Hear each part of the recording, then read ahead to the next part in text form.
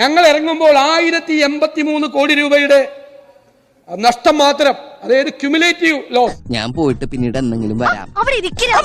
ഇത്രയും വർഷക്കാലത്ത് നഷ്ടം മാത്രം ഉണ്ടായിരുന്ന വൈദ്യുതി ബോർഡിന്റെ ഇന്നത്തെ നഷ്ടം എത്രയാ? പറയരുത്, പ്ലീസ് പറയരുത്. 40,000 കോടി രൂപയാണ്. 40,000 കോടി.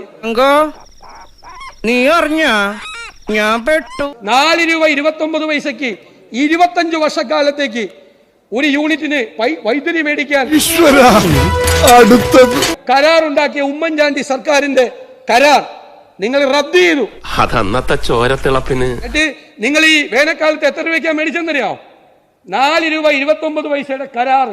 ഈശ്വര, ഇതൊക്കെ എന്റെ തലയിലാവൂലോ. അതെങ്ങനെ നിന്റെ തലയിലാവണം? പിന്നെ നീ കയറിയേക്കോ. ഞാൻ ആക്കണ, ഞാൻ അതിന്റെ ഒരു കുറവ് മാത്രമേ ഉള്ളൂ. അഴിമതിയാണെന്ന് പറഞ്ഞ് റദ്ദ് ചെയ്ത് നിങ്ങൾ 8 രൂപ തൊട്ട് 12 രൂപ വരെയാണ് വൈദ്യുതി മേടിച്ച്. വെറുതെ കഴിഞ്ഞ ആഴ്ച നടന്ന കാര്യങ്ങൾ പറഞ്ഞ് എന്നെ നാറ്റിക്കരുത്. ഒരു ദിവസം 10-15 കോടി രൂപയായിരുന്നു ഈ വൈദ്യുതി ബോർഡിന് നഷ്ടം. ആരാണ് സർ ഭരിക്കുന്നത്?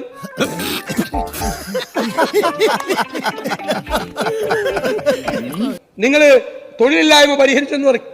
ഇപ്പോഴുള്ള റിസൾട്ട് അനുസരിച്ച് ഈശ്വര, ഓരോന്നോരോന്നായി പുറത്തേക്ക് വന്നോണ്ടിരിക്കുകയാണല്ലോ. ഇന്ത്യയിൽ ഏറ്റവും കൂടുതൽ തൊഴിലില്ലായ്മ ഉള്ള സംസ്ഥാനം കേരള. എന്റെ റേറ്റ് 31% തൊഴിലില്ലായ്മ. അതിപ്പോ എന്റെ കുറ്റം കൊണ്ടല്ല, മത്തം കുത്തിയാ കുമ്പളം മുളക്കില്ല. ലോക്കൽ ബോഡിക്ക് പൈസ കൊടുക്കാനുണ്ടോ?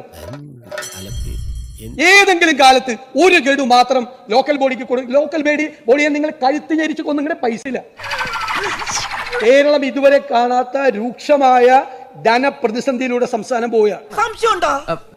അത്രമാത്രം കടക്കെണിയിലാണ് നിങ്ങൾ. വെറുതെ അല്ല നാട്ടുകാർ മുഴുവൻ താൻ മണ്ടനാണെന്ന് പറയുന്നത്. മറികടക്കാൻ വരുമാനം വർദ്ധിപ്പിച്ച് ചെലവ് ചുരുക്കി വരുമാനം വർദ്ധിപ്പിക്കാൻ വേണ്ടിയിട്ടുള്ള എന്തെങ്കിലും ഒരു നടപടിയുണ്ടോ?